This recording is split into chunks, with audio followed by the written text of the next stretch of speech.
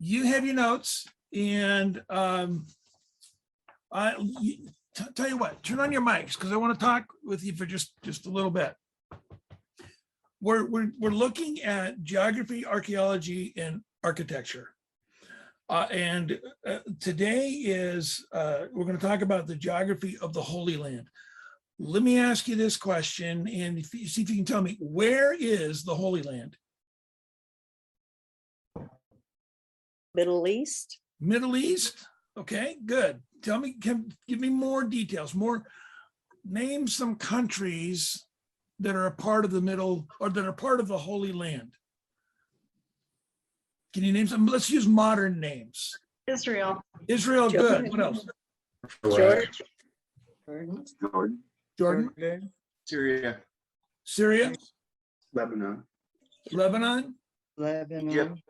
Egypt. Saudi Arabia. And then I must say it. Yemen. Greece. Rome. Turkey. Italy. Okay. All right. Good.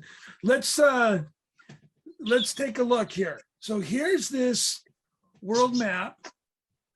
And we're wondering, where's the Holy Land? Because sometimes people talk about, oh, I'm going to take a trip to the Holy Land, and what they're talking about is Israel. Mhm. But you are correct in naming a lot of these other countries where biblical events took place. That's what we mean by the Holy Land. And so here are the modern countries Oh, yeah. Right there. isn't it? where biblical events took place. So there's, and you can always go back and watch the video and capture this if you can't write it all down, just real quickly. Albania, Bosnia and Herzegovina, Crete, Croatia, Cyprus, Egypt, Greece, Hungary, Iran, Iraq, Israel, Italy, Jordan, Lebanon, Malta, Montenegro, Saudi Arabia, Syria, and Turkey. So you see on the map that, like, for Saudi Arabia, you know, that whole nation is highlighted there, just to the east of the Red Sea, but events didn't take place in that entire filled in area. It just represents the entire nation. So it looks a lot bigger in terms of square miles or whatever it might be. But when we talk about the Holy Land, we're talking about the eastern side of the Mediterranean and some of the northern side of the Mediterranean as well. You can see that, right? Okay. So let's talk about the Mediterranean Sea. And something that stands out pretty prominent right in the center of the screen is Italy. It looks like a boot, right? Okay, so that's the Mediterranean Sea around Italy there. And to the right a little bit is Greece, and to the right or to the east is Turkey. And then down on the bottom right corner, you can see the Sinai Peninsula, and to the northeast is Israel, and you can see Jordan as well. So there's a lot of countries that you might be able to recognize. You'll get to know these geographical locations a lot better in the months to come, because we're going to take the time to look at each one of these nations and some of the things that make it geographically unique. Today, we're going to focus more specifically on the land of Israel, because when we do our itinerary Bible study on Jerusalem and Joppa and Caesarea Maritima, which are the three cities we'll be visiting, the three biblical locations in Israel, there's so much to say that we won't take the time to talk, you know, about the geography when we talk about Jerusalem and those other places. We will get into some geographical details when we talk about Turkey or Greece or Italy. So I just want you to be aware of that. Here is a map. I zoomed in a little bit on, this is a map of Israel. And you can see to the west is the Mediterranean Sea. And immediately to the east is Jordan. It's got that, like that arm sticking out there. In the land of Israel itself, which is highlighted, you see three segments. The middle segment is Israel, and the segment to the southwest that little strip is called what's that called? Gaza Strip. Gaza Strip. The Gaza Strip. That's where the Philistines in the biblical times lived, in the Gaza Strip. What's that section on the eastern side? West Bank. That's the West Bank. Correct. And Sally, why is it called the West Bank? I don't know. It's on the west bank of the Jordan River. Right. Oh, yeah, you're There right. we go. Okay, the West Bank of the Jordan River. Pretty simple. And now you got it. Now you got it. Good. Okay. Here is the topography of Israel. And I don't know how clearly you can see that image on your computer screen, but let me just ask you, what are some of your observations? What do you Mountains. see? Mountains? Okay, you see mountains. What else do you see? Water. What kind of water? Rivers. Rivers? Water, rivers, lakes. Lakes. Okay, good. Rivers. Yep, rivers. What else do Sea. you see? You see the darker section in there along that border between the West Bank and Jordan? That's a deep valley. And the Dead Sea is that looks like two separate bodies of water. They're actually connected. That's the Dead Sea. That's the lowest place on planet Earth. Oh, We won't be going to the Dead Sea on this trip, but when we do go, it's kind of fun to pull out your smartphone that has an altimeter on it and read the elevation. It's minus 1,200 feet. Wow. Lowest place on Earth. It's kind of a fascinating location. So here are some labels for some of the major areas that I want you to be aware of geographically for our trip. And you've got a map there that you can fill in some of that if you'd like to. In the blue are bodies of water. There's the Mediterranean Sea, of course.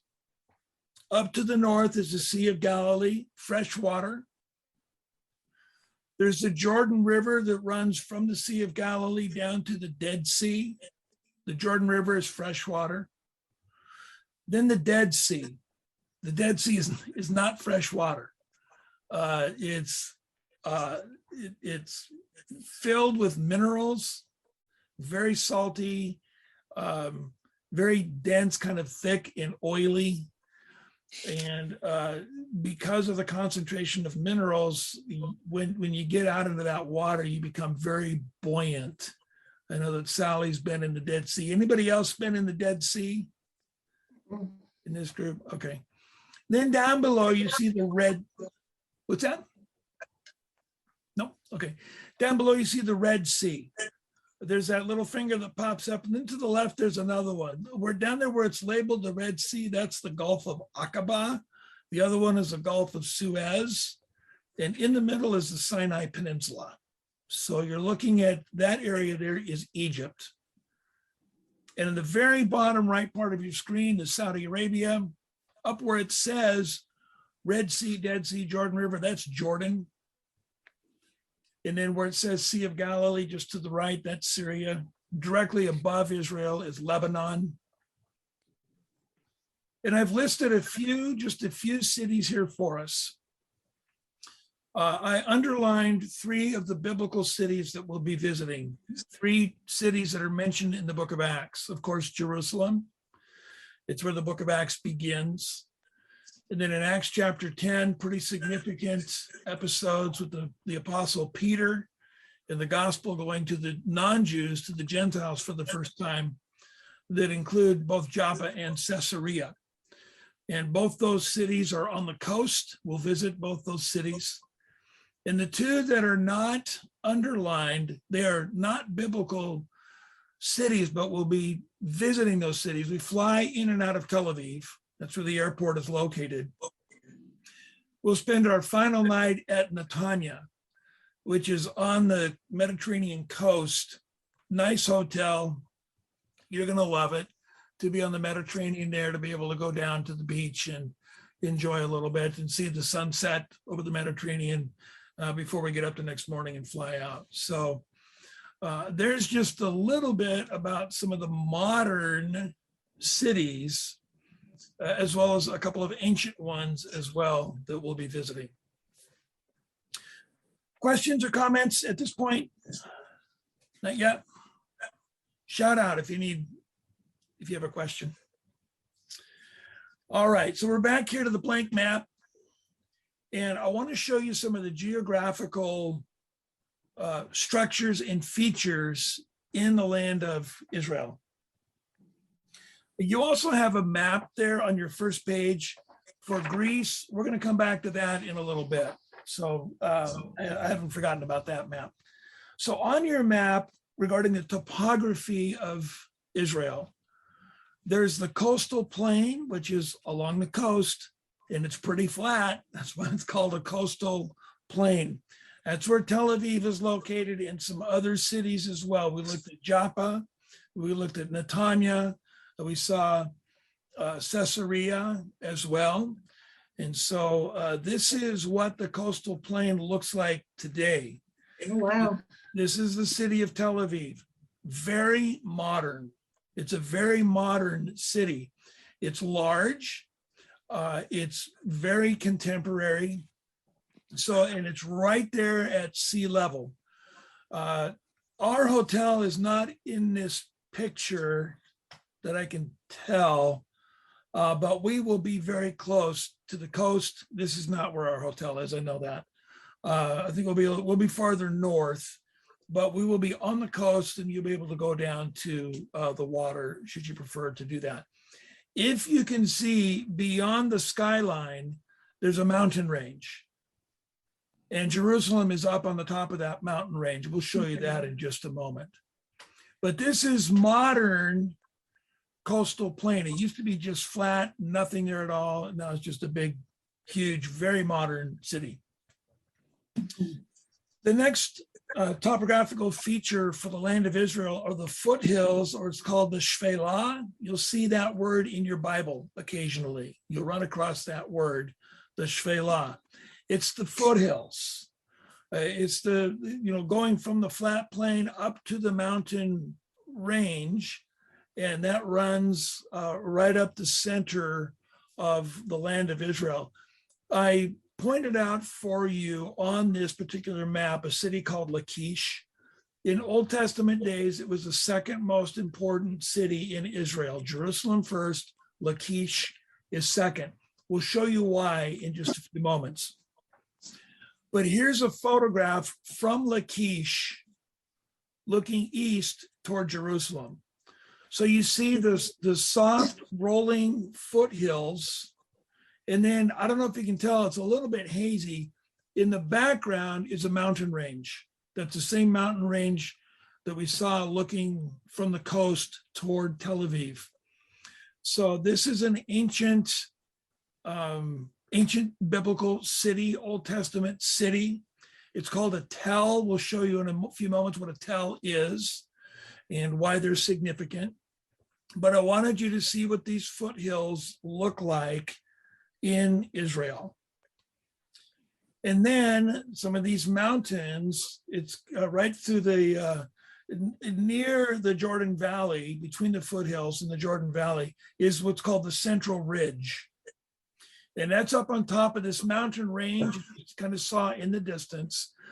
We'll show you in a moment that a number of important biblical cities are up on top of this mountain ridge, this Central Ridge. Why did people build cities on top of a mountain ridge? Not a rhetorical question. Anybody that wants to answer can answer that question. What's the reason for doing that? In what way? They give What way a is that? to attack. Okay, tell us a little bit more. How did that prevent them or help them to be prepared for attack? Well, they could see them coming, and it would be harder for them to climb up. Yes. So they would have more time to prepare. Yes, absolutely. A significant military strategy is elevation. And if you see on your map, remember where the Sea of Galilee is? And you can see a river that goes up from that. That's still a part of the Jordan River. But to the right, that whole section is called the Golan Heights. And just beyond that is Syria. So back in 67, Israel captured the Golan Heights because Syria was attacking Israel from the Golan Heights. Israel captured that land, and now they have a greater military security because they have elevation, and they can see not only into the Golan, which is to the west, but also into Syria, which is to the east. And on some of our tours, we go up to the Golan Heights and we can look down into Syria and see, you know, there are several cities that are just right next to the border there. So they would build their cities at as high an elevation as possible for military security. So here's an aerial view of what Jerusalem looks like. Large city. You can see right in the middle, there's the iconic Dome of the Rock, the Golden Dome. It's not a mosque, it's a shrine. There's a mosque just to our left. It's kind of hard to tell. It's not a real clear picture, but you can see at the from our angle, we're actually looking west, but to the left side, there's that whole Temple Mount area where there's that Golden Dome, and then you can make out a very densely populated region, and you can see that it's outlined. That's the old city of Jerusalem, and then everything else beyond that is the modern city of Jerusalem. Okay, so Jerusalem, you can see that there's some rolling hills around the city, but this is on top of the mountain range. And what you see in the foreground down below, that is the Mount of Olives. And then looking to the west to the Temple Mount in the ancient city of Jerusalem, okay? The next geographical topography that I want to show you is the Jordan Valley. And that's where the Jordan River runs. It's along a large, it's a tectonic plates. It's right there at a fault line. And as these plates shift and move and separate a little bit, it creates this deep, deep valley, the Jordan Valley, the Jordan River going down into the Sea of Galilee, or to the Dead Sea. So here's a photograph looking at the Jordan Valley, and we're on the west side looking east, and you can see to the very left of the picture, which would be north, that's the Sea of Galilee. And if you look there just above this dotted red line, you can see the Jordan River. Now we're very close to the Sea of Galilee, so everything that you're looking at right here is Israel. But you go down a little bit farther and the border moves and changes a little bit, and the mountains that you would see if you're a little bit more to the south or to the right would be the country of Jordan. So the Jordan River is a boundary between Israel and Jordan. So this is what the valley looks like. It's very lush. There's a lot of very rich, fertile soil. You can see all the farmland. And they grow just about everything you can imagine here in this, tropical, semi-tropical climate. The temperatures are pretty much like Southern California, in the 70s and 80s. It's usually pretty pleasant and ideal farming land. So they grow flowers, fruits, vegetables, and it's shipped all over the world from the Jordan Valley. The Jordanians do the same thing as well. I don't know what's going to be growing when we're there in Israel. We won't see much farmland, but if you're ever in Israel, when we get up into the Galilee, we see a lot of things growing there. very fertile farmland.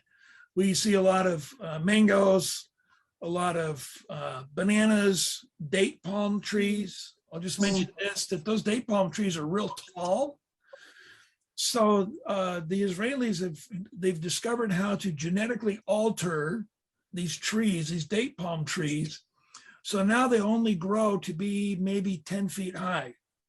So all this fruit that's hanging, instead of being 40 or 50 feet up in the air, it's only like 6 feet in the air, and you can just stand on the ground and just pick this fruit. They figured out how to shorten the trunk of these trees significantly. So it's pretty amazing what they can do with their engineering. Okay, I want to show you roads because roads, we're going to see a lot of ancient roads when we are traveling. In the black are major highways. In the red are, there's still important roads that were traveled quite often. You'll see that there's a lot of intersections, of course. And I want you to take a close look and see if you can note that the red roads, a lot of them, especially to the west of the Jordan River, will follow the natural terrain of the land. Do you see that? Some indications of that? People would have to walk mostly. Very few ever rode animals. They were expensive and not very many people had animals to ride on. So people would walk and they didn't want to have to walk uphill and downhill. So they would find a natural passage through the natural terrain or the topography as the best way to travel on foot from city to city, town to town, village to village, or country to country, or continent to continent. We'll talk about that in just a moment. So roads will become very important. We'll see a lot of them. We'll actually drive on a lot of ancient roads. And our guides will tell us when we are on the ancient, and I'll show you in just a moment, an example of what used to be a Roman road built by the Romans 2,000 years ago. It's been paved over in modern times, and now we're driving on that same road where people for thousands of years have already, traveled. So here's a little bit of a close-up, and I want you to catch this. I want you to notice where Jerusalem is and where Megiddo is. Jerusalem is up on the central ridge, high in elevation, at a crossroads. You see that? Roads coming in from the north and the south, the east and the west. Megiddo is at the crossroads of major highways. What I want you to see is that at Megiddo, the highway headed toward Asia intersects the highway headed toward Europe, and where those two merge and you head south, that's the route that you take to get to Africa. Here's what's significant about Israel. Here's why God put Abraham in this place. Here's why God provided redemption for mankind in the land that we now call Israel. Because anybody traveling from Asia to Africa had to come through this land. There was no other way to get from Asia to Africa. You can't do that because of water. It's the only land bridge between these two continents is what you're looking at right here. Anybody going from Europe to Africa there's no way around it. You have to walk through the land of what is now called Israel. And where the road going to Asia intersects the road going to Europe is at Megiddo. And so here's the thing, and we're going to show you a video of this in just a moment. Anybody that was going to control the world had to control this land, because if you control the highways, you control commerce and communication, because that's how news traveled, was by foot. I was talking with a friend this morning about Roman roads, and that the Roman roadway system is the ancient internet, because that's how all information was transmitted, was on foot on the Roman roads. Now it's all electronic. So these Roman roads, we'll see a picture of one in just a moment, back in the first century was cutting technology. I mean, nobody had ever done anything like this before, and it significantly enhanced travel, international travel. It was revolutionary. This is how Rome conquered the world. And this is how the gospel got spread. God brought these things together for the gospel to go out from Israel. What I want you to see about Megiddo, notice that it's also called the Jezreel Valley or the Valley of Armageddon. This is where the final battle is going to take place. And the ancient city of Megiddo, we're going to show you a photo of it in just a few moments here. If people controlled Megiddo, they controlled Canaan or Israel, this land bridge between these three continents. So Megiddo is strategically critical for world domination. And this valley historically has always symbolized the striving for world domination. We have been told that more people died in battle to try to capture Megiddo than all the other wars in the world combined.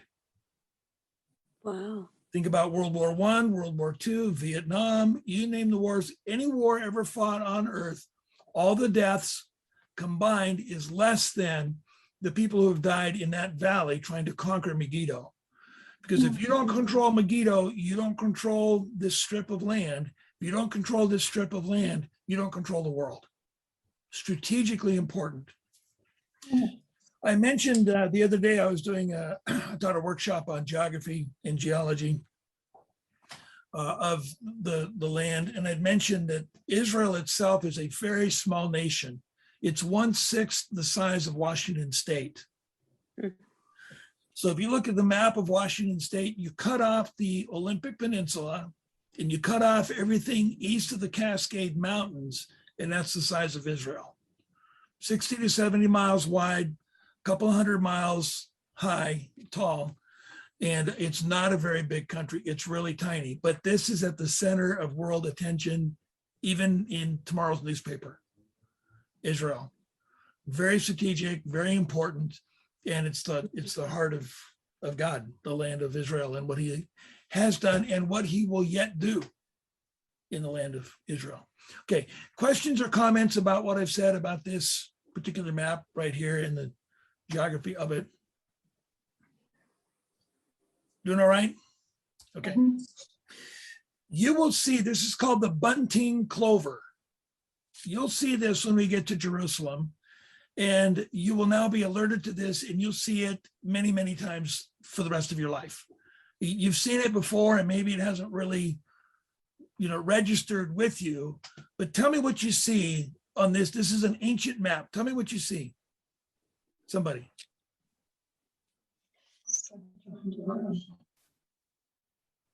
What do you see there?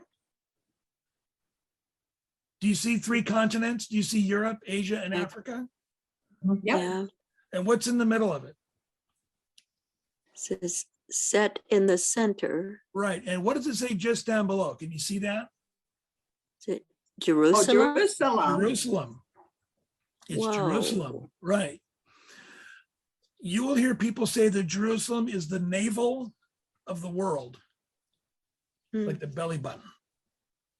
And it's in the center of how you travel from these 3 continents. It's set right in the middle. And you'll see this when we get to Jerusalem, when we get to what's called the Davidson Archaeological Park. We're going to see a lot of antiquities, and you'll see this map when we get there. So just kind of be aware of that. So go back to this map. Here's these roads now with some, look at the biblical cities. You recognize a lot of these biblical cities. Notice the ones along the major highways. There's Megiddo. To the northeast is Capernaum. That was Jesus' adopted hometown. And you drop down and you see Gaza, you see Ashkelon and Ashdod, Ekron. These are Philistine cities. You can see Joppa, where Jonah sailed out. This is where Peter got his vision of the sheet coming down. We'll go to Joppa. And then you look at the red roads. These are the minor roads, but notice where the intersection is. You'll recognize some of these cities. I mentioned Lachish just a moment ago, but you can see Jerusalem, Bethlehem, Beersheba, Hebron. That's where Abraham is buried. That's where David was the king. That was the capital of Israel for the first 7.5 years with David.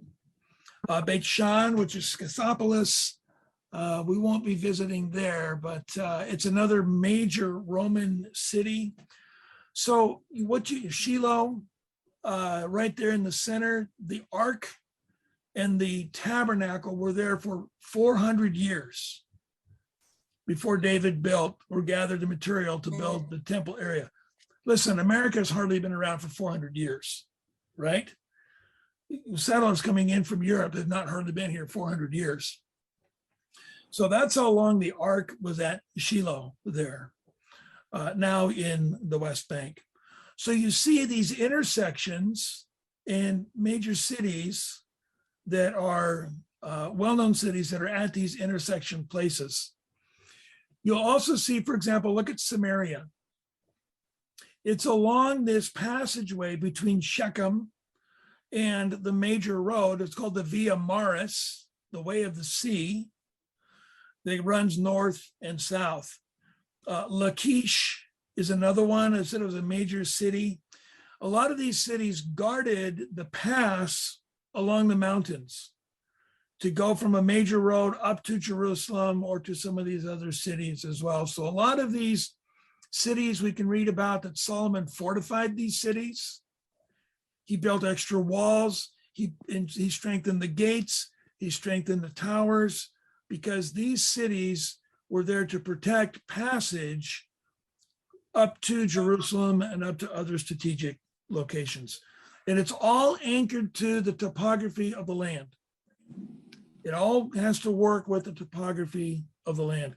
Getting up toward higher elevation if you can, but those people who are on their way to the higher elevation, there was some resistance that they had to go through.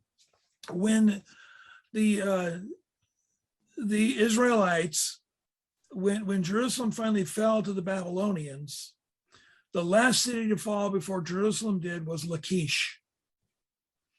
And when Lachish fell, Jerusalem knew that they were next, and they were, and they went into captivity, because that was the last defense for these armies coming up into Jerusalem. So if you look at the roads, you look at the cities, you can see that they're there strategically, right? This is a Roman road. This is a couple of thousand years old. These stones have been there since the Romans put them down in the 1st century. What do you notice? Grooves, like for chariots. Yes. And why are the grooves there for the chariots? Would it be for drainage of water or something? Yeah, drainage could be one part. And those were intentionally carved so that the chariot wheels would fit in that little groove. And when it's rainy and slippery, their chariots or their wagons or whatever are not going to slip around. It just keeps them on track. That distance between those two ruts is the same distance as railroad tracks in America. Oh, for Pete's sakes. Yeah, because that's how they gauged railroad tracks, was the gauge of Roman chariots. There's a story to that, there's a history to that. I don't remember what it is. I just know they did it. And I'm going, okay, whatever. But that's what they did. So you see the flat stones put down, and you can see that some of them have been scribed. You see they're scratched across. That's for drainage, just like on our highways and freeways today. Or the siping on your tires. You know, they cut those little strips so they can disperse the water. So they were very advanced technologically for a civilization that was around 2,000 years ago. The Romans were fascinating engineers. A lot of their cities had running water into every household back 2,000 years ago. Just a lot of fascinating things that they were able to do. Okay. Here is the Jezreel Valley, or the Valley of Armageddon, that we mentioned just a few moments ago. The Via Maris is in the foreground. You can see the cars driving on the road. That used to be a Roman road, just like we saw in the previous photograph. But now it's been paved. It's a highway, but that's exactly where armies, the Egyptians and the Greeks and the Romans and the Babylonians and the Assyrians and all these other people, when they came in and they're heading to Jerusalem, they would go on this road. It's called the Via Maris, the Way of the Sea. And so now it's a modern highway, and they're going into the same place because it's the most efficient route to take. And they determined that a long time ago, and they're still using that. In the background, you can see two hills, the one in the center with the white structures in the foreground, that's Nazareth. That's where Jesus grew up.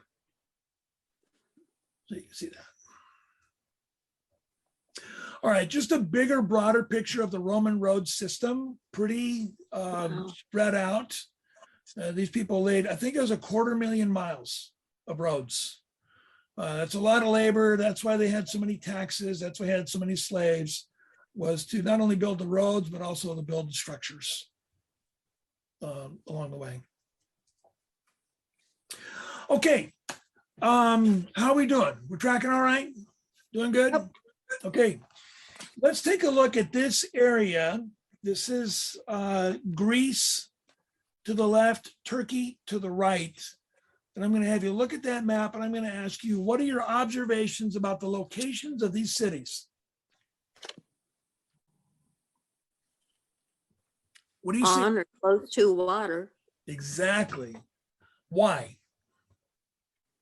You need water for life. You need water for life. And the economy, I mean, shipping, moving, Yep. transportation. Okay. Good. Okay. And what do I tell groups when we talk about the importance of water? It's the most important, valuable natural resource, because without water, Paul, Life. No life. well, Yeah. you can't make coffee.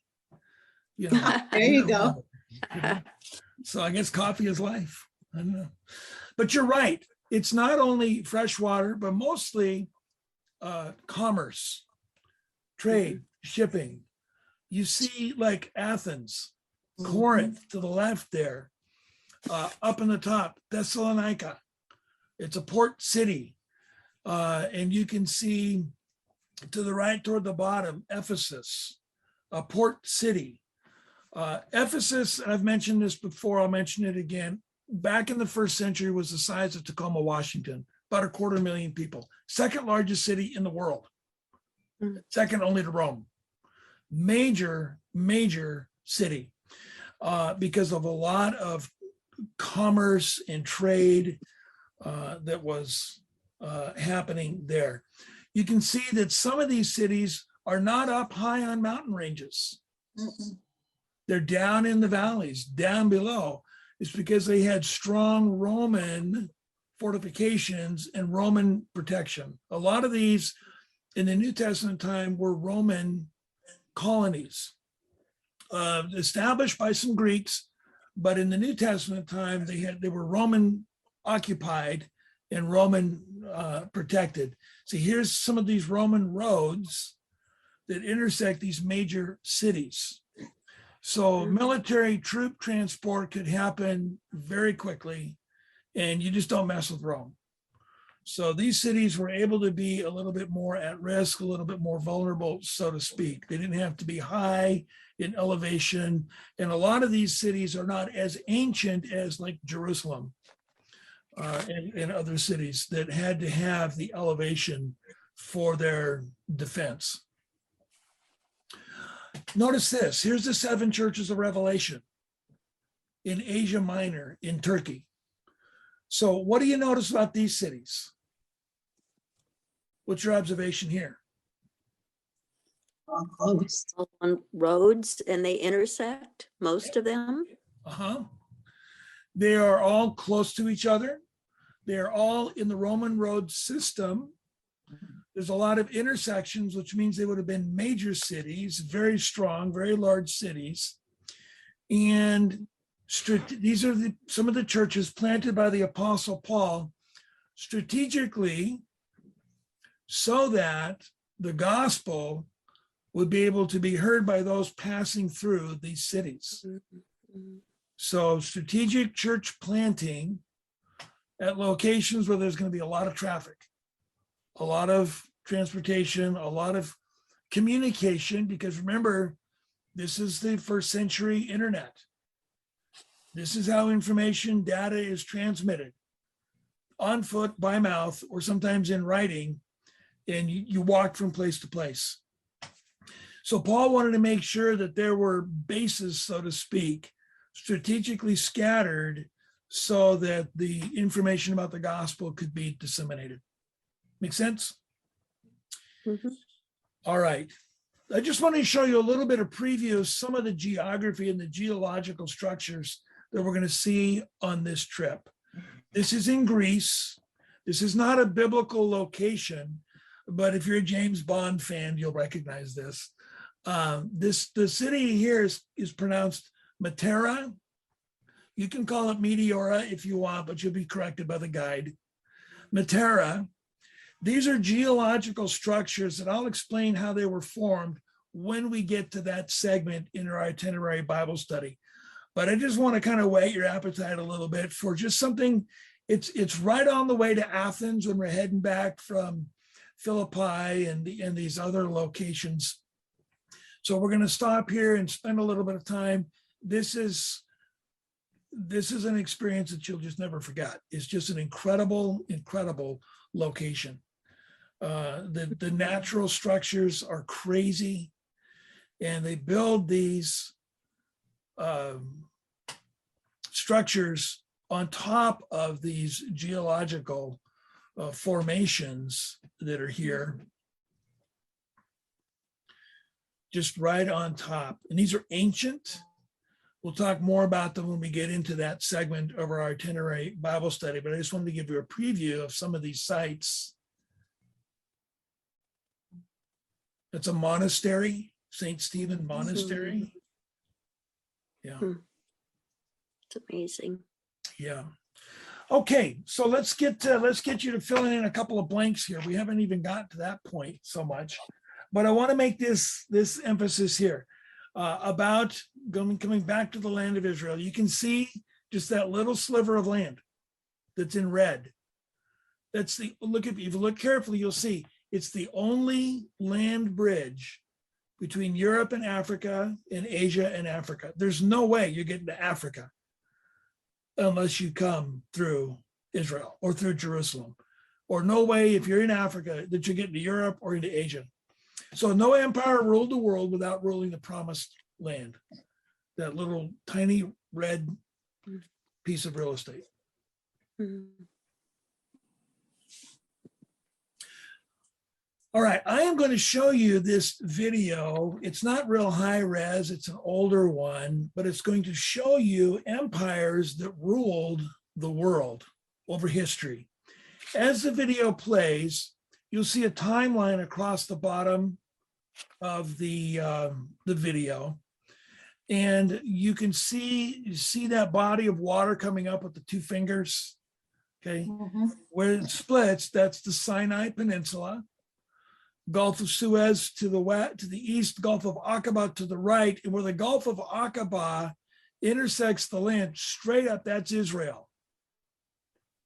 What I want you to do is kind of keep your eye on Israel, on that land bridge, the promised land, the land of Canaan, and watch how it's going to illustrate this idea that no empire ruled the world without controlling that piece of land. So here we go.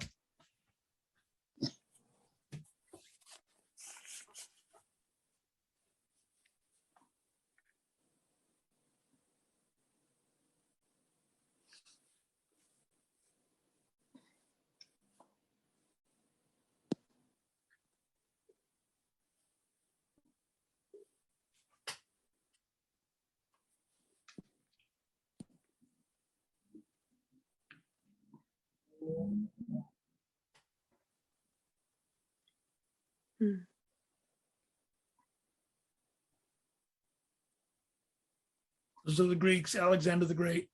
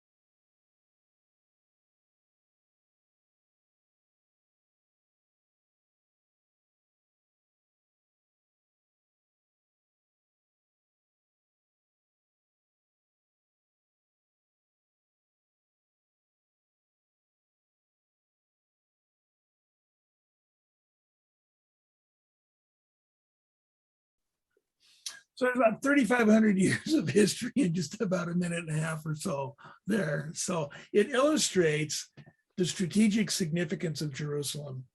And a lot of what happened in Israel and in the Promised Land is connected to the land itself. Again, another emphasis to make the point is that, you know, the redemption is connected so much to the land that God gave to the people of Israel. And that's why when you're reading your Bible, you can hardly find a page of scripture without some sort of a geographical reference in the scriptures there. Okay, here's a chart that I have for you. It shows the different empires that controlled the world up until even today, especially more specifically, the land of Israel and the Holy Land, these regions around the Mediterranean Sea. So you'll have this also in materials that I'll be getting to you before we travel. So you'll be able to see that. But I think it's important to understand that when, and we're going to get into this right now, that when we are in the land, in Israel and in Greece and Turkey and in Italy, you will see the impact of different cultures, different empires in the land. And I'll give you an example of some of that at this point.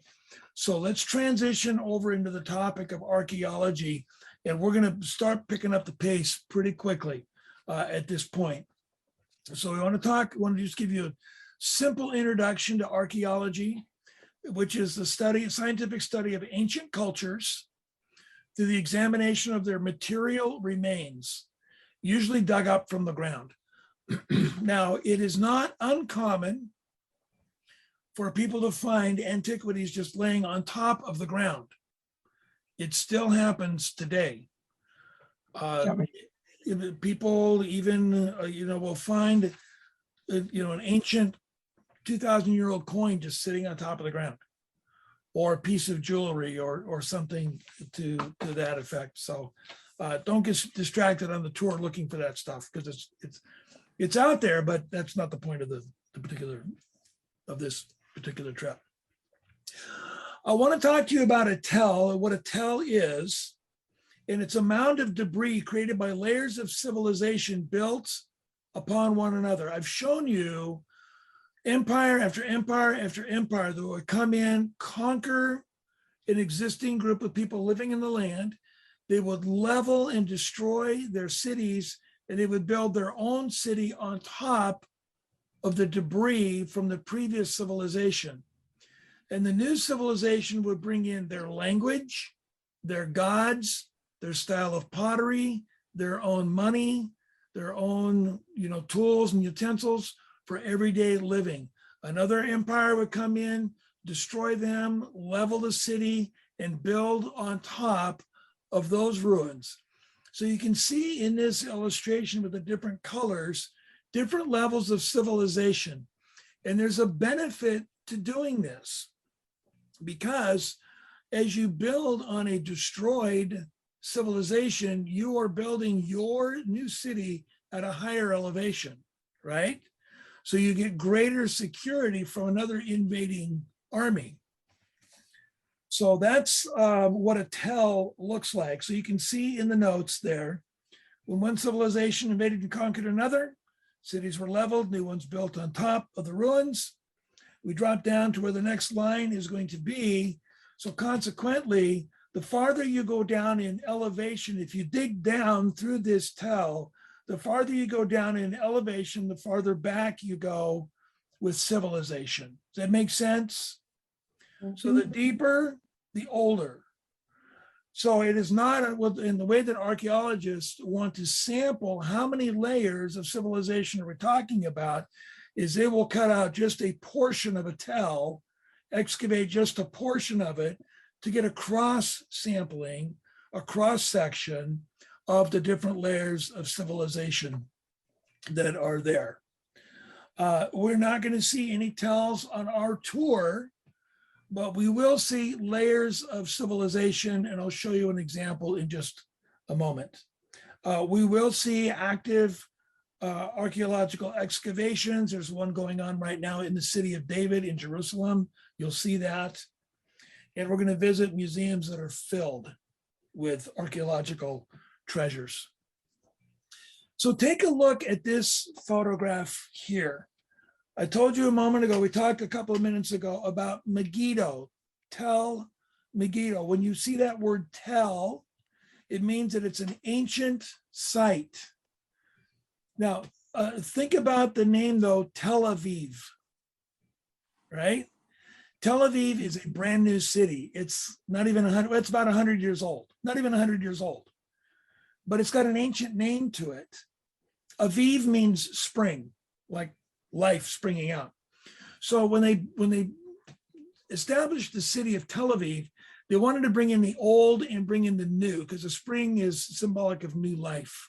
So they brought these two words together for this new city, which is the very modern city in Israel. Looking at this photograph here, what do you see? Do you see the layers of civilization? Mhm. You see the dark and the light? These are ancient civilizations. I don't know offhand which ones they are, but you can see indications that some levels have been burned and then another structure put on top and it collapsed and another structure put on top and collapsed. In Tel Megiddo, there are 26 layers of civilization. Hmm. We go back all the way back to see can you see the very right hand side of the picture, that round circular structure made of stone? That's a Canaanite altar. That goes back to pre-Joshua, about the time, maybe even close to Abraham. Ancient, ancient, ancient. So there's all sorts of structures here in Tel Megiddo. It's a fascinating location. But now you can see what a tell looks like, and this is why they did the crosscut. So they could get a visual representation, and then they do all sorts of, investigation. They look at pottery, they look at coins, they look at other kinds of material items to understand what culture, what civilization was there at that time. Here is the excavation going on right now in the city of David. So you see that these are ancient buildings. This is after the New Testament times. So it wasn't here at the time of Jesus. But if you look, you see the red building on the right with a little green roof, and then to the left, there's like 5 arched doorways. Okay, that's the entrance into the ancient city of David where David's palace is located. So we won't have the time to be able to go into there, but that's where David's palace was, at that place. In the background, in the upper left corner, you see a row of buses. That's the Mount of Olives. Oh. And then to the right in the background, all those buildings, that's a place called Silwan. That's an Arabic neighborhood. So you have a Jewish community and an Arab neighborhood right there. In the city of David doing excavations, I just want to show you just a couple of archaeological discoveries that were found. There was this, you can see the text of scripture there. This is a little, it's called a bulla or a seal. It's, you know, like the size of your fingernail on your little finger, really tiny. But if you look at the image, there's some script down at the bottom and it says Shelomith. That name is in the scriptures. And what you have on the top is the Babylonian moon god, represented by the crescent moon. And you have Babylonian priests sacrificing to the moon god, but that is Hebrew script. So the question is, what are we doing with Hebrew script on a little seal that has Babylonian priest and the Babylonian god? Well, Shelomith, as you can see from this text of scripture, returned from Babylon with Ezra. This belonged to that person. It was like his personal seal, his personal stamp.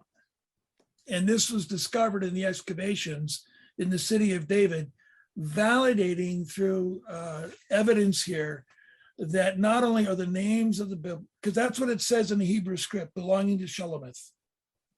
So this person's name is on this seal. The person's name is in the scriptures, and it lines up with historically what happened when Israel came back. So the idea is that this person brought this back from Babylon as his personal possession, and the archaeologists have discovered it there. Here's just a couple more, just real quickly. They also discovered King Hezekiah's seal. It's the first reference to King Hezekiah discovered outside the Bible. Prior to this discovery in 2009, critics of the Bible used to say Hezekiah never existed because you can't find his name anywhere outside the Bible. Well, here it is. And we'll see this at the Israel Museum. There's also what's called the Bethlehem seal, discovered more recently in 2012, very tiny, but on that little seal, it mentions Bethlehem. It's the first time the city of Bethlehem is mentioned outside the Bible, at least in antiquity. So here's the thing about archaeology. It always confirms the scriptures. Mm. It never denies the scriptures. There's never been an archaeological discovery that contradicts the biblical record. Never. It always confirms the biblical record every single time. All right, let's talk a little bit about architecture. We're going to see a lot of antiquities, a lot of ancient structures, a lot of ancient buildings. And when we're in Jerusalem, we're going to see, and we'll see some, I think, also in Caesarea, up along the coast, what are called Herodian stones. And Herodian stones are easily recognized by their recessed edges on large square blocks. Do you see that? That's a dead giveaway that this was built in the 1st century. These stones were in place. Jesus saw these stones. They were here when Jesus was here. He saw them. And they've been standing there for 2,000 years. So constructed by Herod the Great.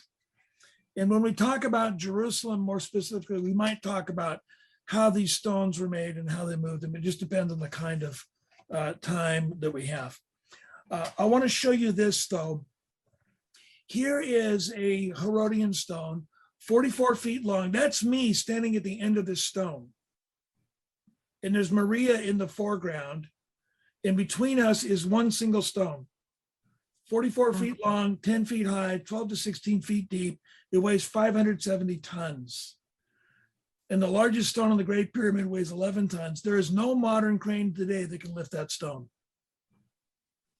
But it's been sitting there for 2,000 years. And the big question is, how'd they move it? How'd they do that? And when you see these stones, you will see that they're perfectly square. You can't put a knife blade or a piece of paper between these stones. There's no mortar. It's just the weight of these stones holding everything together. Herod was a genius builder, a visionary, and just a genius. So this is under the Temple Mount area in Jerusalem. We're also going to see Roman arches that are used to support large platforms, bridges, and aqueducts. This is an aqueduct built by the Roman 10th Legion under Herod's leadership. This is at Caesarea. We'll see this. We'll go here. It's right on the Mediterranean Sea. And you've got water coming down from Mount Hermon that feeds into the city of Caesarea. This is a 2,000-year-old aqueduct, and it's just a fascinating structure. We'll see that when we're there. So it's easy to date the structures that you see that go back to the time of Jesus, built by Herod the Great, because of those recessed edges on those stones and the arches. That's a Roman invention. And these arches provided tremendous strength to their structures and could hold up massive structures. We're also going to see a lot of columns, a lot of pillars, and a lot of capitals. I've outlined in red the capitals on each of these columns. And Roman and Greek column architecture is virtually identical. It's kind of like shared technology. But what I want you to note is that we're going to see three different kinds of capitals or tops, the caps of these columns. Very simple or Doric, and then a little more complex, it looks like a scroll, is Ionic, and then pretty elaborate is Corinthian. Now, these are all carved by hand with no power tools. And it's easy to remember how to date these columns when you see them. Doric has 2 syllables. Ionic has 3. Corinthian has 4. 2, 3, 4. So Doric is the oldest. Ionic is the next oldest. And Corinthian is the newest.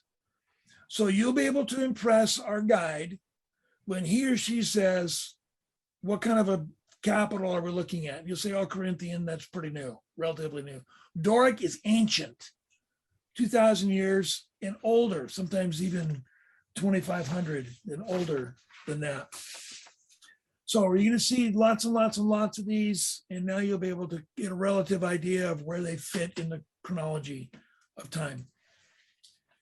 We will also see Byzantine structures. Now, let me just summarize real quickly. You can look at the notes in more detail. Byzantine structures are significant because the Roman Emperor Constantine converted to Christianity, made Christianity legal. And under his rule, his reign, Christians were finally allowed to own property. Prior to that, they were not allowed to own property. Emperor Nero said, as a Christian himself, Christians can own property. So the first time under Nero's reign, around the middle of the 4th century, 350 and beyond, churches started to get built. So we're going to see a lot of Byzantine structures, especially in Greece, and they're very significant. You can easily identify Byzantine structures. Do you see those thin terracotta bricks down below? That's pretty much standard for the first kind of structures built by Christians, the very first churches that were built. So it's on the base of a column, and you see the little typical Greek, kind of details and the carvings in there. This is all carved by hand. This is at Philippi, the ancient city of Philippi. Take a look at this structure. What kind of capitals are we looking at? Corinthian. These are newer structures. These are Corinthian capitals. And look to the left. Do you see the thin terracotta bricks in the construction there? Mhm. Okay. So you know that this is a Byzantine church in Philippi, or a Byzantine building. I'll just put it that way. It's a Byzantine around the year 350, 400. This place has been around for a very, very long time, 700 or 800 years. 1800 years, actually. Very long time, very old. This is one of the churches, the ancient churches in Thessalonica. And you can see on the bottom, there's a row of chairs and somebody's sleeping there. But just above it, you can see the bricks. You can see some of the columns, and they're pretty, the capitals there are pretty simple, but you can notice on the capitals is a cross. You see that on the first one there in the lighted window? It might be a little bit difficult to see that, but you can see in that area next to the window that's been chipped out, some of that terracotta brick that goes back to Byzantine, early ancient church buildings. This is our group walking up the steps to go inside of another structure. But if you looked at the building on the right, do you see around the windows, those thin terracotta bricks?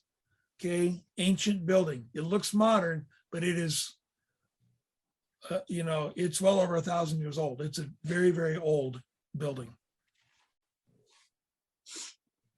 More, if you're just driving through the bus, you'll see ruins like this all over the place as you're driving. You can see the bricks there as well. More here at the structure. Just an example of, this is going to trigger in your mind Byzantine, when Christians were first building churches. This is the church dedicated to Lydia, just outside of Philippi. There's a little river. This is where Lydia was converted, and she and her household was baptized. This is a relatively new structure, but what I want you to notice about it, it's built in an octagon shape. And this is similar to the Byzantine churches that are ancient. Byzantine churches typically featured an octagon shape for their church buildings. Who knows why? There's a reason for that. Do you remember, Sally? Or Paul? No, I don't remember. Paul, do you remember? Okay, the Beatitudes. There are 8 Beatitudes. And so the Sermon on the Mount, there's 8 Beatitudes. So the churches would typically put in the rotunda up on top, the Beatitudes around the windows, around the 8 windows. There's 8 Beatitudes. Okay, this is back at Matera. This is St. Stephen's Monastery. You can see the ancient bricks. Very, very, very old building. So that's just a dead giveaway what you're looking at there. All right, around the year 1000, when the Crusaders came in to free Jerusalem from Muslim domination and the slaughtering of Christians by Muslims, the Crusaders came in, conquered the promised land, the Holy Land, and began to build their own castles and structures and fortifications. And you can pick out Crusader architecture pretty quickly by seeing these pointed arches. So this is at Caesarea. This is the gate going into and out of the ancient city of Caesarea that was one time was run by the Crusaders back around the year 1000. You will also see this is a Corinthian capital, and you can see the cross there. This is an ancient building at the commemorating the transfiguration of Jesus. It's a Crusader church, ancient church. It's about 1,000 years old. And this column is about 1,000 years old, all hand carved. It's just a beautiful structure, very lasting, very durable, of course. This is Jerusalem, one of the gates. This is called the Damascus Gate. This was built by the Ottomans. They're Muslims. And the Ottomans were Turks. They came from Turkey. And they built the wall. They rebuilt the wall around the ancient city of Jerusalem. What I want you to do, I'm going to get you involved in this again, is I want you to just tell me, what do you see? Just make observations about what you see on this wall, and this primarily is just a gate. What do you see? What stands out? Any observations? Towers. Okay, you see the towers on the right and on the left. What do you notice about the towers? They're rounded. They're actually square. Okay. But what do you know? See those slots, vertical slots? They got with those- windows? Windows? What's that, Susan? Are there windows or something for defending it? And for defending, but what kind of windows? For what kind of people? Archers. Oh, Okay, Ah, they're very narrow, but archers could be there and they could have their bow and their arrow. That was advanced weaponry back in the day. So they were well protected, and they could shoot their arrows, through those slots. Notice above the gate, there's that window. There's that big open Mhm. window. mhm. That's where they would pour the boiling oil or whatever. it might Oh, be. my Than goodness. anybody trying to come in. You can see up around the top, there's more of those little slots for the archers to protect. Okay. What else do you notice about the towers? Well, first of all, anything else? Notice along the wall, see the round circles? Just kind of sticking out every now and about halfway up. You see those? That's just strictly decoration. Oh. That'll tell you right away that that's Ottoman, that's Arabic architecture, ancient Arabic. This was built in about 1600. So this is 400 or 500 years old. Notice the pointed archway Mhm. at the gate. Okay, Mhm. that is Ottoman Turkish architecture as well. They Arch- borrowed that from the Crusaders because it works. That's their style of architecture. Now look at the column. Let me just go like this. Oops, I don't have it. Look at the tower on the left. You see the small bricks, the small stones? Can you see the At the detail? top? Yeah, the top, the upper 3/4 of that tower. Do you see the bottom tower? See those big, large stones? Mhm, mhm. Those Yeah. are Herodian stones. Hmm. Can you see the recessed edges? They look Yeah. different than the smaller stones on top. Mhm. So what you're looking at, the foundation of that tower, the ancient tower was destroyed by the Romans when Jerusalem fell in the year 70. And then the Turks came along around the year 1600 and built on top of those walls with smaller stones. So you've got Oh. material that is ancient, 2,000 years old. Then you've got other material, it's about 400 years old. So this wall, this gate was not here when Jesus was here. It was completely destroyed. Jerusalem itself was leveled. But the Romans built on top of it. They got conquered. The Muslims were here for a while. The Crusaders came in, then the Muslims came in again and rebuilt these walls. And so you can see where the new construction is built on top of the old construction. Hmm. Okay. I also want you to note this. You see the tower and that main gate in the middle. Look between them down at the bottom. Do you see that rounded arch? Okay, that's a Roman archway. Hmm. Roman archways are rounded. That's ancient. That's 2,000 years old. The one above it is about 400 years old. Here's what I mean by a tell and how layers of civilization are built on top of one another. That gate to the left with the rounded arch, if you walk through that gate, that was ground level in Jesus' day. Oh, my That's goodness. how you got into Jerusalem at this gate, was that one down there. Actually, it was built just a little bit afterwards, but you're catching the idea. Mhm.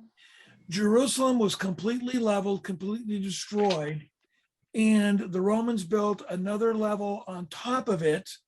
And so this elevation now where the people are coming in, that is the modern ground level in Jerusalem today. Now, this is going to break some of your hearts. But when we walk through the streets of Jerusalem, they are not the streets that Jesus walked on. Hmm. Those streets were not there. Where are they? Down. underground. Yep. They're underground, and you can get to some of those streets. You can get to some of that Roman pavement. You can see there are places where you can go to the streets that Jesus actually walked on. And as we're going through the city, we're not going to spend a lot of time in the city. Our guide will show us places where we're going to look 20 feet down and see Jerusalem that Jesus lived in. We're going to be 20 feet up. But it's the same geographical area, but it's a different level archaeologically. So this is a good example of showing you how one civilization would build on top of another one. And what you've got here is the use of the old when putting up the new. So there's a lot of recycling that happened with materials. Okay, let's try to pick it up just a little bit here. Don't want to spend the rest of our lives in our itinerary Bible study here today. Okay, archaeological inscription, architectural inscriptions. You're going to see Hebrew script. This is Hebrew script. This is a copy of a piece that was found from the temple in Jesus' day. And it says in Hebrew, the place of the trumpeting. And this is where somebody, the priest would stand on the corner of the temple and blow the ram's horn to let people know that certain things are going on. So they found this inscription. This is a copy of it. The original is in the museum that we'll see, but you'll see the copy when we're in the city of Jerusalem. You'll see the original as well. You can faintly make out some Hebrew script here. This is on the Western Wailing Wall. When we go to the wall, look up. Because, and we'll talk more about it when we talk about Jerusalem, but let me mention this now. Realizing that when Israel regained control of the city and access to the Western Wall, there was a layer of civilization built up that had to be excavated to get you down to the place where New Testament events occurred.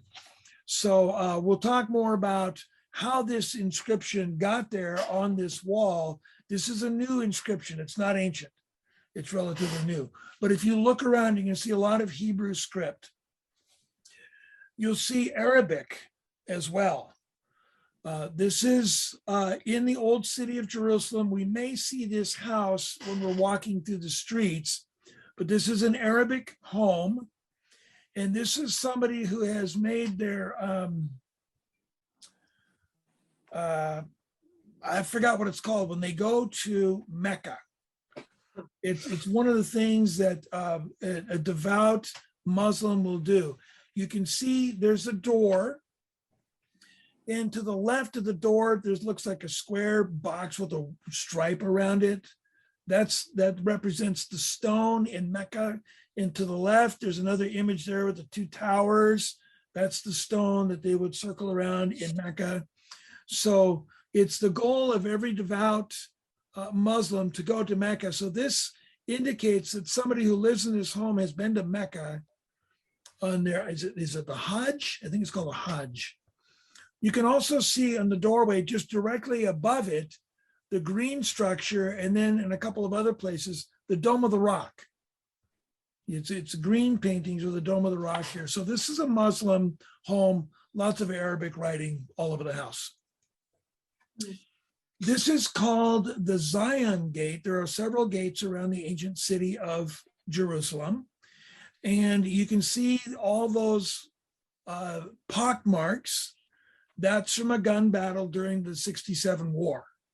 When the Israelis were storming the city, trying to recapture the city. What you note in the red circle is Arabic script over the wall, or the entrance, the gate. And to the right in the blue is one of those defense slots for an archer. And then to the left is just some decorative pieces that are put on the walls there. So one of the gates in the city of Jerusalem. So look for inscriptions. You're going to see them all over the place. This is Latin. This is in Caesarea. We'll see this. And the second line down says Pontius Pilate. So you can see in your notes what that inscription says. And we will see, this is a copy, it's outside. We'll see the original in the Israeli Museum. So there's more detail about that in your notes, but look for Latin inscriptions because the Romans were there. We've seen that the Jews were there. We've seen that the Arabs or the Muslims are there. We've seen that the Romans are there. And you'll see, a lot of signs that will have Hebrew, Arabic, and English all over the place. So English is the international language, but Hebrew and Arabic are spoken by most of the people who live in Israel. There's a lot of Arabs who live in Israel, a lot of Israelis that live in Israel. So we don't know, no, I don't think any of us know Hebrew or Arabic, so they put signs up in English. So somebody that speaks 3 languages is called trilingual. Somebody that speaks 2 languages is bilingual. Somebody that speaks 1 language is a lazy American. That's right. That's right. That's who we are. That's what we're about. This is the Dome of the Rock. It's a shrine. It's not a mosque. But if you look at the top of that outward section there, you can see a lot of Arabic script. That's text from the Quran. It's just all across the top of that building. Can you see that there? Arabic script. You'll see Arabic script everywhere. All right, this is a small group of us. We're in Athens, Greece, at Mars Hill, or the Areopagus, where Paul preached in Acts chapter 17 to the Greek philosophers. And to our left, to your right, there's a bronze plaque. And on that plaque in Greek is Paul's sermon. So you can see in the very bottom right, number 22 to 32, that's Acts of the Apostles, chapter 17, verses 22 to 38. So there's the whole text of the Apostles' sermon there at the place where it occurred. So you'll see Greek there as well. In the city of Jerusalem on the Via Dolorosa, you can see Hebrew, Arabic, and English, ancient structures in the old cities. We'll walk through there. You'll just see it all over the place. Just real quickly, let's move on. The idea of architectural recycling. When a civilization came in and conquered the one that was there in place beforehand, they would often recycle materials just to save money and time and so forth. The photograph on the left, these are the steps going up to the temple. These are the steps that Jesus would walk up when he went to the temple. So those are ancient steps. They're original. Notice the wall. It's been destroyed and rebuilt several times. It's got the larger, massive stones on the bottom. In fact, you see that second group of people up toward the middle there. There's a guy holding up a camera. Next to him, those are Herodian stones. Everything above it has been recycled or new construction. And I want to point this out. We'll show it to you when we get there. You see that little red square there on the wall? Is a close-up of it on the right-hand side. It's Latin, but it's upside down. And the reason it's upside down is because when the Romans destroyed Jerusalem, they destroyed the temple and they put up a statue to their own gods.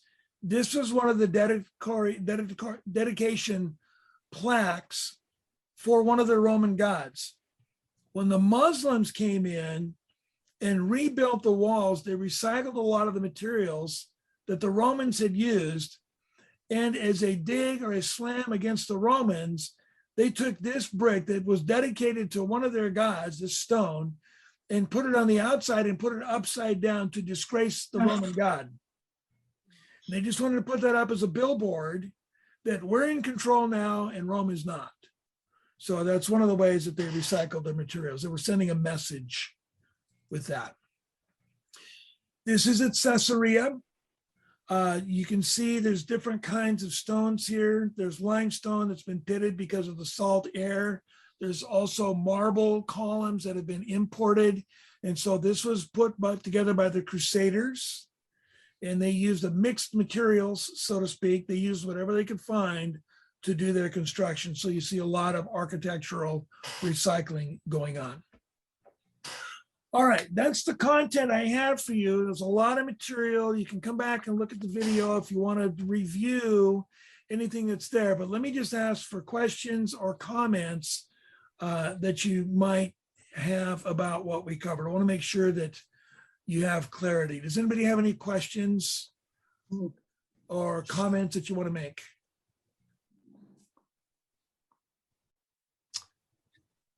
Nobody? We're doing okay?